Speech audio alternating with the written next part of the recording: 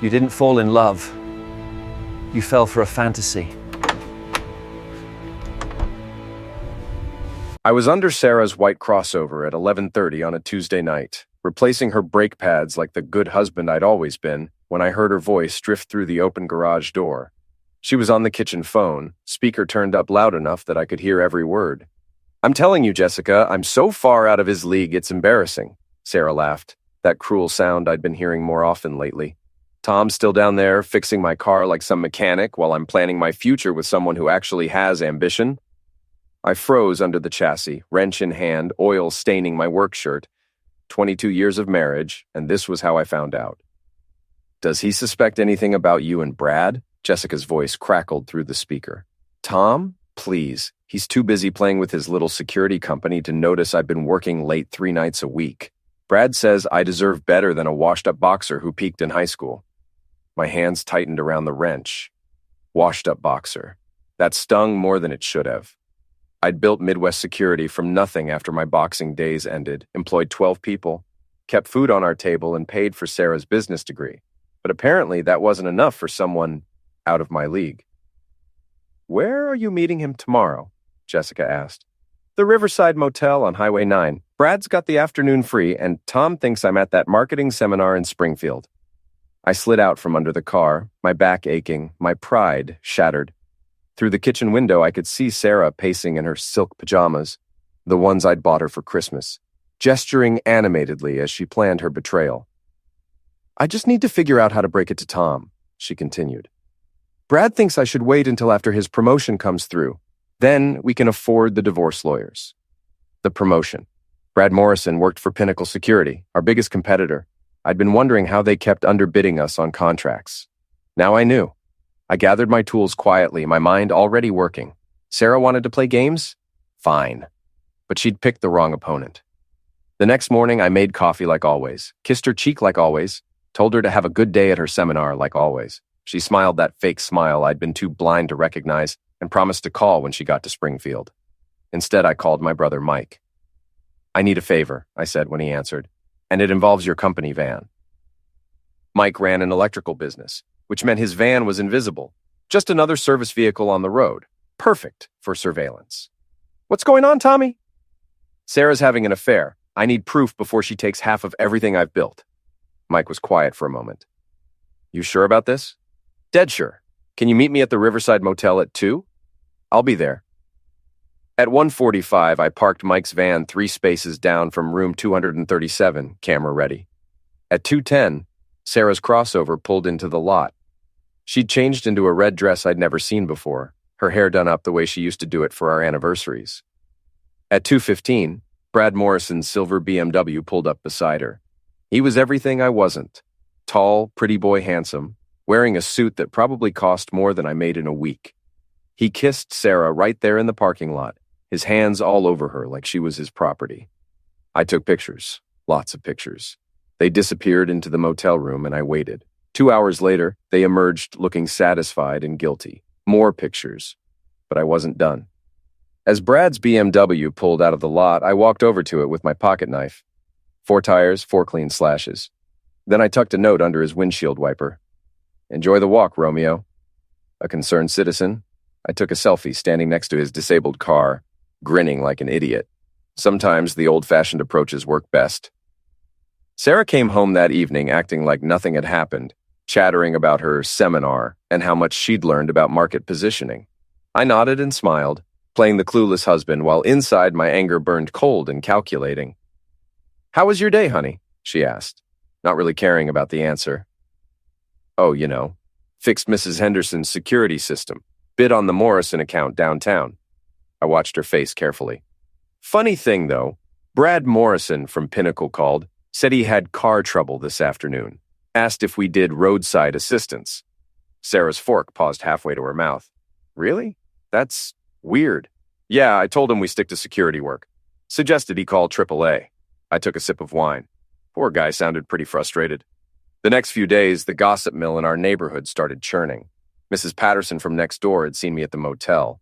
Apparently, she'd been visiting her sister who worked housekeeping there. By Thursday, half the block was whispering about Tom Mitchell's midlife crisis and whether I was having an affair. I let them talk. Sometimes the best camouflage is letting people draw the wrong conclusions. Meanwhile, my business started hemorrhaging clients. Pinnacle's security was suddenly underbidding us on every contract, somehow knowing our exact quotes. I'd suspected industrial espionage before, but now I knew the source. Sarah had access to all my files, my computer, my phone. She'd been feeding Brad information for months. Friday night, Sarah came home wearing new jewelry, a gold bracelet I definitely hadn't bought her. "Nice bracelet," I said. She glanced down like she'd forgotten she was wearing it. "Oh, this old thing? I've had it forever." "Funny, I don't remember it." "You don't remember a lot of things, Tom."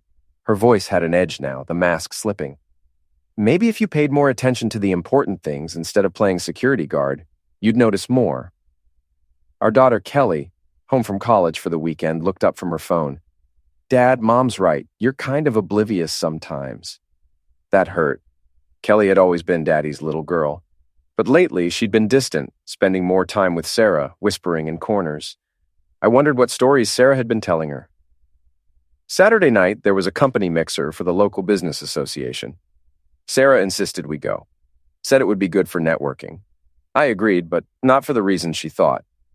The mixer was held at the Marriott downtown, all the local business owners schmoozing and pretending to like each other. Sarah worked the room like a politician, introducing herself as a marketing consultant instead of my wife. I noticed she wasn't wearing her wedding ring. Brad Morrison held court near the bar, surrounded by admirers and sycophants. He was younger than me by at least 10 years, with the kind of confidence that comes from never having your nose broken or your dreams crushed. When he saw Sarah, his face lit up like Christmas morning. I watched them from across the room, the way they looked at each other, the casual touches that lasted just a second too long. Other people were starting to notice, too.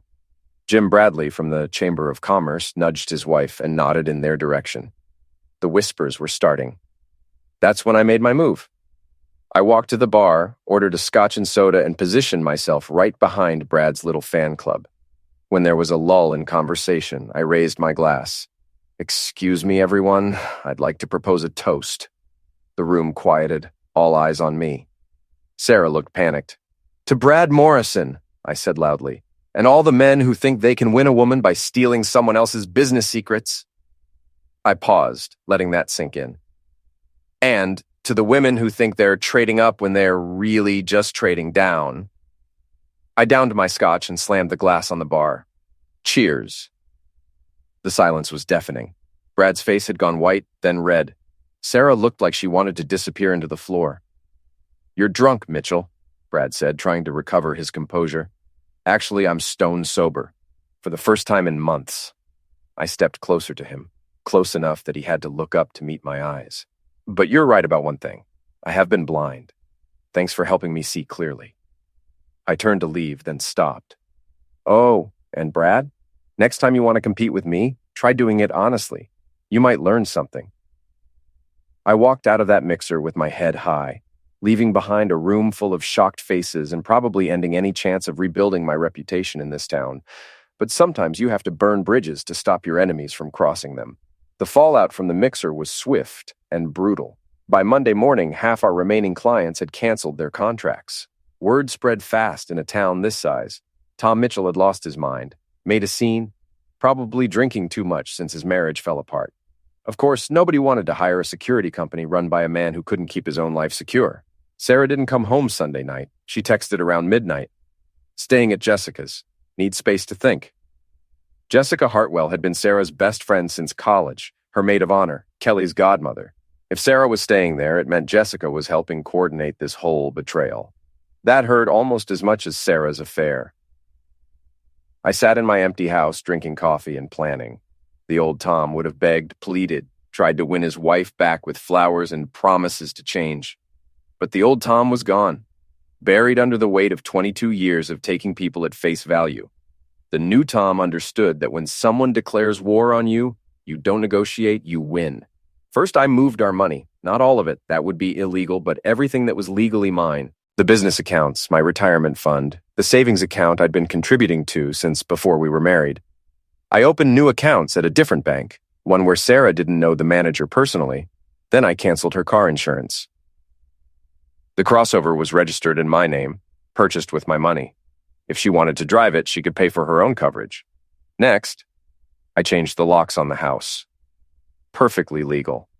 It was my house, bought before our marriage, never refinanced with her name on the deed. Sarah had always insisted we keep our finances separate for tax purposes. That decision was about to bite her hard, but the real masterstroke required help from my brother Mike. I need you to do some digging, I told him Tuesday morning over breakfast at Mel's Diner. Corporate records, business filings, anything public about Pinnacle Security and Brad Morrison. Mike stirred his coffee thoughtfully. What are you looking for? Leverage. These people want to play dirty. Let's see how they like it when someone plays dirtier. It took Mike 3 days to find what I needed. Pinnacle Security had been inflating their insurance coverage on bid applications, claiming they carried $5 million in liability when they actually carried $2 million. It was fraud, technically, but more importantly, it was grounds for contract cancellation. Even better, Brad Morrison's resume was full of creative embellishments. That MBA from Northwestern? He'd taken 3 classes there 15 years ago. His 5 years of management experience at his previous job? He'd been an assistant manager for 18 months before getting fired for inappropriate workplace conduct. But the real gold mine was Jessica Hartwell's connection to all this. Mike had dug deep into corporate records and found something interesting. 3 years ago, Jessica had applied for a job at Pinnacle Security. She'd been rejected, but not before Brad Morrison had interviewed her. According to the notes Mike found in a public records request, Pinnacle had been sued by another applicant for discrimination. Brad had told Jessica she wasn't executive material and suggested she try something more suited to her skill set. Jessica had never mentioned applying there. She'd never mentioned knowing Brad before Sarah's affair started, which meant this whole thing wasn't just about Sarah falling for a younger man. This was revenge, orchestrated by someone who'd been nursing a grudge for 3 years. I called Sarah Wednesday evening. Tom, is that you?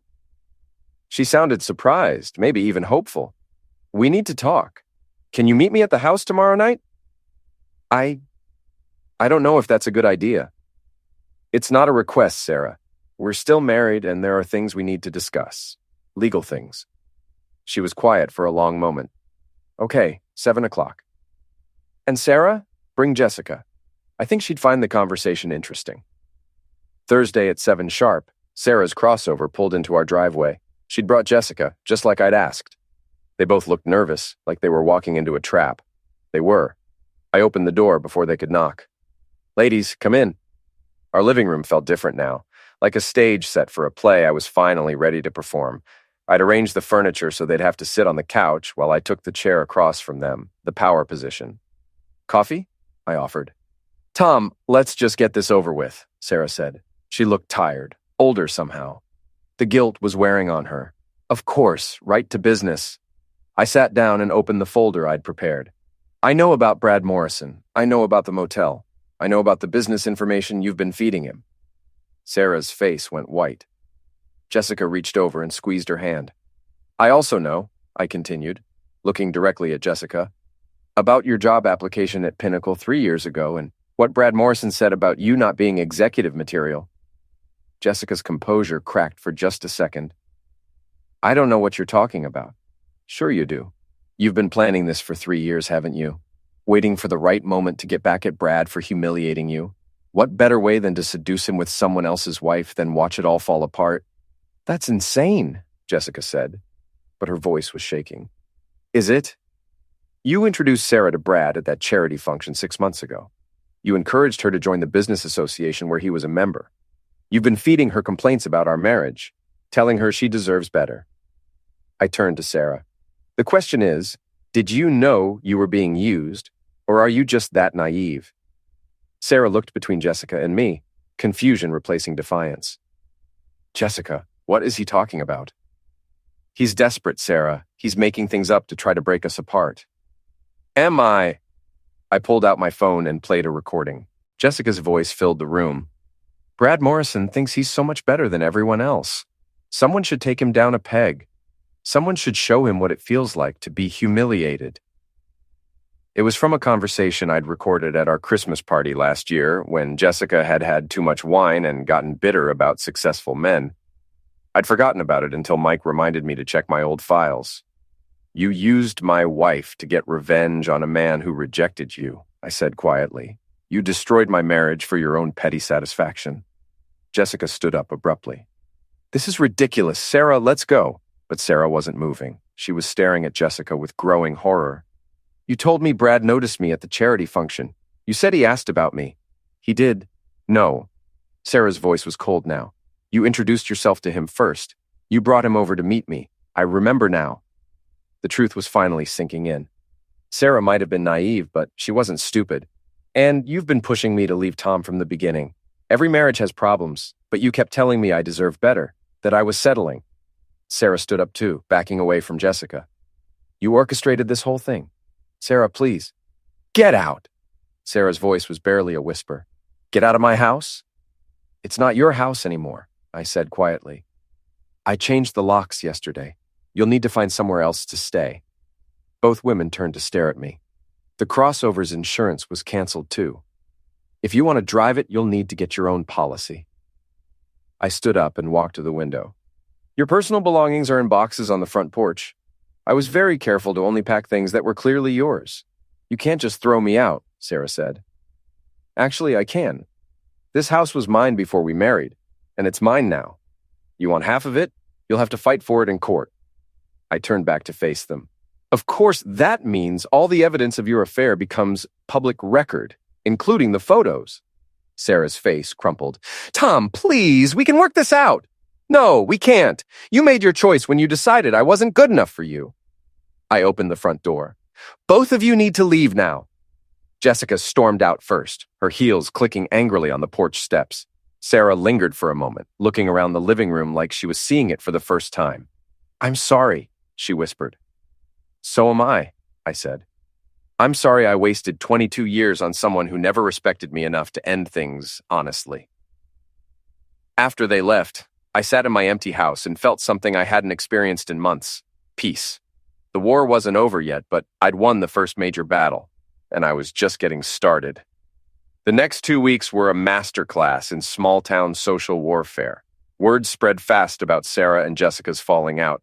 Apparently, they'd had a screaming match in Jessica's driveway that half the neighborhood witnessed. Sarah was staying at a motel now, the same Riverside motel where she'd been meeting Brad, which struck me as poetically appropriate.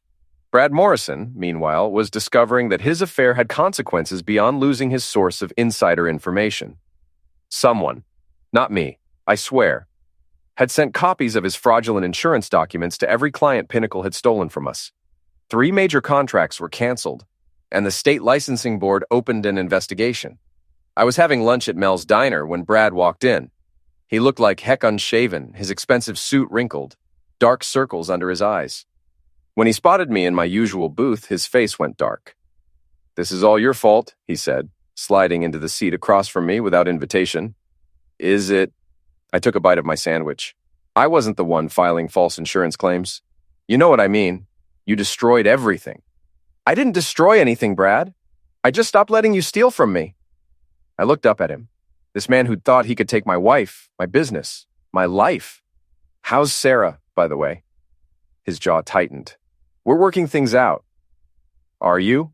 That's funny because I heard she's been calling you non-stop and you've been sending her straight to voicemail. I leaned back in the booth. Turns out she's not as attractive when she's not someone else's wife, is she? You don't know what you're talking about. Don't I? See, the thing about men like you is that you don't actually want the women you chase. You want the thrill of taking something that belongs to someone else.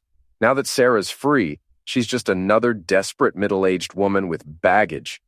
Brad's hands clenched into fists on the table. Shut up. The truth hurts, doesn't it? You never loved her. You just wanted to prove you could steal her from the washed-up boxer. I smiled. Except it turns out the washed-up boxer was smarter than you gave him credit for. He stood up abruptly, his chair scraping against the floor. This isn't over. Yes, it is. You're done in this town, Brad. Nobody's going to trust you with their security after this. And nobody's going to hire a company that can't even do basic paperwork honestly. He stormed out of the diner, leaving me to finish my lunch in peace. 3 days later, Pinnacle Security filed for bankruptcy. But the real satisfaction came when Kelly called me. Dad, I owe you an apology. I was in my office, trying to rebuild what was left of my business. Hearing my daughter's voice, really hearing it without the teenage attitude, made my chest tight. You don't owe me anything, sweetheart. Yes, I do. Mom told me her version of what happened, but then I started hearing other things around town. And when Jessica came to see me, Jessica came to see you? She wanted me to take Mom's side in the divorce. She kept talking about how you were trying to destroy Mom's happiness, how you were being vindictive and cruel. Kelly's voice was shaky. But the things she said about you, they didn't sound like my dad at all. What kinds of things? She said you'd been harmful, that you'd threatened Mom, that you were dangerous. But Dad, I've lived with you my whole life. You've never even raised your voice at me, let alone hurt anyone. The pieces clicked into place. Jessica wasn't done with her revenge plot. She was trying to turn my own daughter against me. She also said some things about Mom and this Brad guy that were really detailed, like she'd been watching them or something. It was creepy, Dad. What did you tell her? I told her to leave me alone. And then I called Mom to ask her what was really going on. Kelly took a shaky breath. Mom broke down and told me everything. About the affair, about how Jessica had encouraged her, about how you'd figured it all out. I'm sorry you had to hear all that, Kelly. I'm sorry I didn't believe in you from the beginning. I should have known you'd never do anything without a good reason. That night, Kelly drove down from college to have dinner with me. We ordered pizza and sat in the living room, talking like we hadn't in years. So what happens now? She asked. Now I rebuild. The business, my reputation, my life. What about Mom? I thought about that. Sarah had been calling me daily for a week, sometimes crying, sometimes angry, always wanting to work things out. But every conversation came back to the same thing. She wanted to undo the consequences of her choices without actually taking responsibility for making them. Your mom made her decision. She chose to believe I wasn't good enough for her, so I'm giving her what she wanted, a life without me in it. That's really it? 22 years and it's just over? 22 years of me trying to be good enough for someone who was always looking for something better. I'm tired, Kelly. I'm tired of fighting for someone who doesn't want to be fought for. Kelly was quiet for a long moment. I think you're right, Dad, and I think you're stronger than any of us gave you credit for. The next morning, I got a call from Jim Bradley at the Chamber of Commerce. Tom, I wanted to apologize for the way things went at the mixer. A lot of us have been hearing the real story about what happened with your wife and that Morrison character. I appreciate that, Jim. More than that, I wanted to ask if you'd be interested in bidding on the Chamber's security contract. Our current company just went out of business, and frankly, we'd rather work with someone we can trust. It was a start. A small one, but a start. Over the next month, 3 more clients came back. They'd heard the truth about Pinnacle's fraudulent practices and realized they'd been manipulated into breaking contracts with a legitimate business. It wasn't enough to save everything I'd lost, but it was enough to keep the doors open. Sarah filed for divorce in November, asking for half of everything despite our prenuptial agreement. Her lawyer was expensive and aggressive, the kind who specialized in taking men to the cleaners. My lawyer was cheaper but smarter. He had a thick file of evidence documenting Sarah's adultery and her theft of proprietary business information. In a no-fault state, the adultery didn't matter much, but the industrial espionage was a different story. She could face criminal charges, my lawyer explained. Corporate espionage, theft of trade secrets, conspiracy to defraud. Your wife's boyfriend might be out of business, but she's the one who actually stole the information. What are you suggesting? I'm suggesting her lawyer might be more reasonable about the settlement if he understands the full scope of his client's legal exposure. The divorce was finalized in February. Sarah got her personal belongings, half of our joint savings, and her freedom. I kept the house, the business, and my self-respect. She moved to Kansas City, where she'd found a job with a marketing firm that didn't know about her recent history. Brad Morrison moved back to Chicago, where he was working as a car salesman at his brother-in-law's dealership. Jessica Hartwell was still in town, but she'd become a pariah. Word had gotten out about her role in orchestrating the affair, and in a community where marriage was still considered sacred, that made her untouchable. She'd lost her job at the real estate agency and was working at a call center on the outskirts of town. 6 months after the divorce was finalized, I was having a good day. Midwest Security had landed 2 major contracts. Kelly was graduating college in May, and I'd started dating a woman named Linda who owned a bookstore downtown. Nothing serious yet, but it felt good to have someone to talk to who didn't come with 22 years of baggage. That's when Jessica Hartwell walked into my office. She looked terrible. Her hair was unwashed, her clothes wrinkled, her makeup smeared like she'd been crying. The confident, manipulative woman who'd destroyed my marriage was gone, replaced by someone desperate and broken.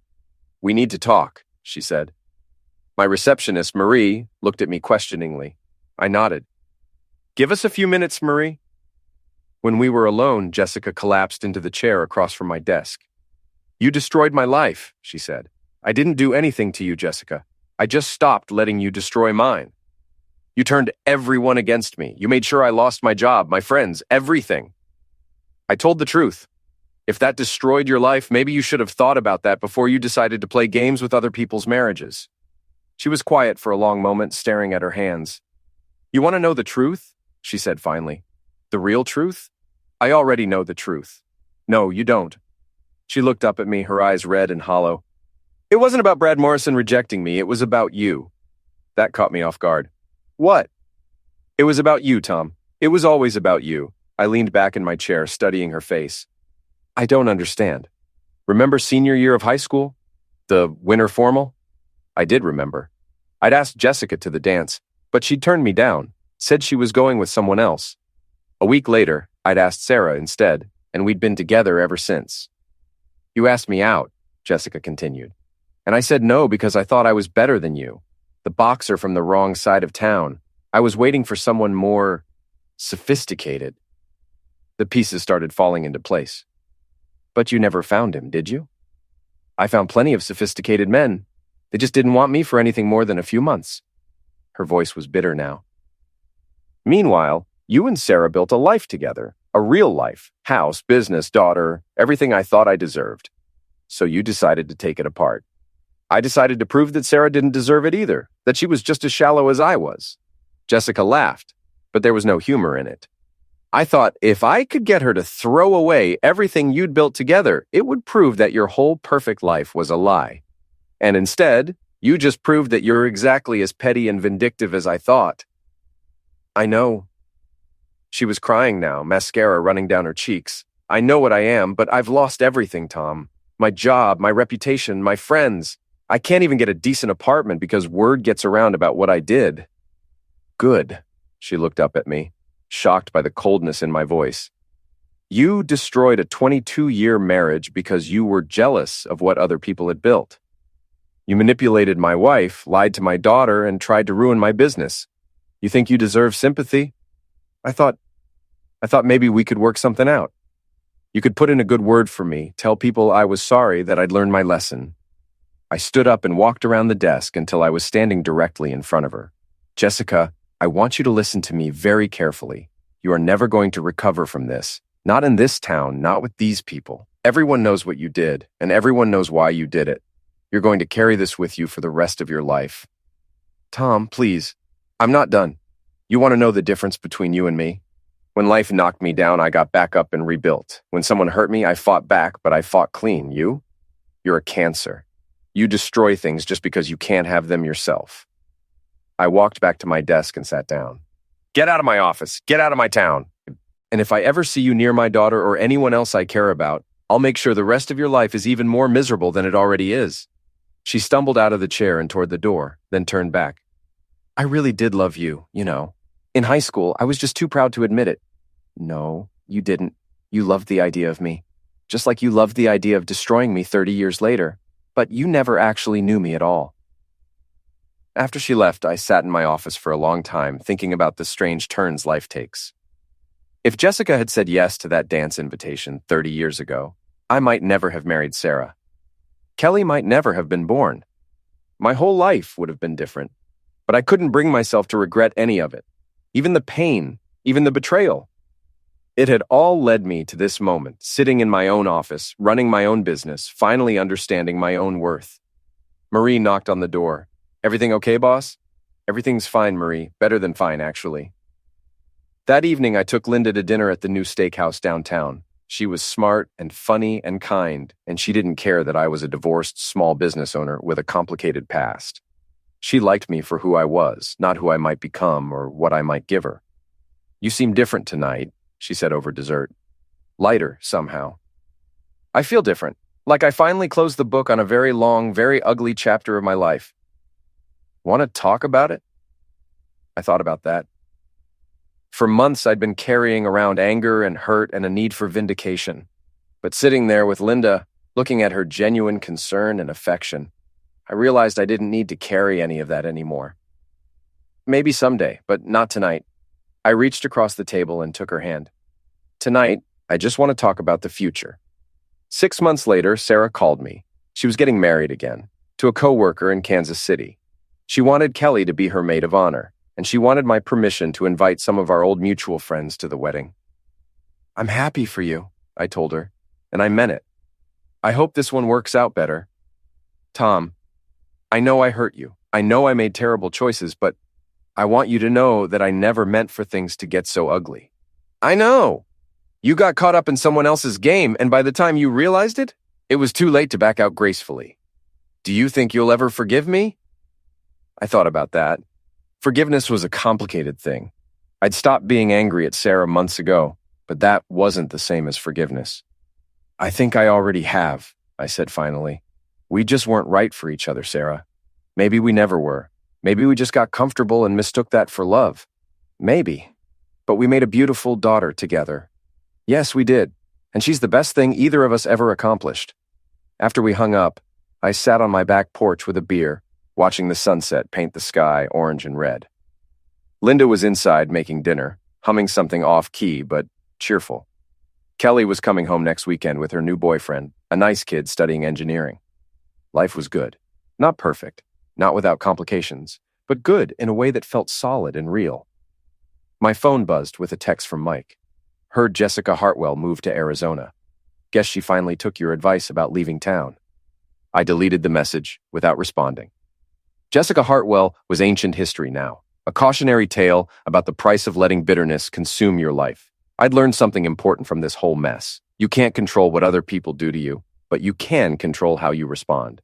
You can let their betrayals destroy you, or you can use them to build something stronger. I chose to build. Linda called from the kitchen. Dinner's ready. I finished my beer, stood up, and walked toward the house, toward my future, toward the life I'd earned by refusing to let other people's weaknesses become my own. Behind me, the sun disappeared behind the horizon, taking the last light of a very long, very difficult day with it.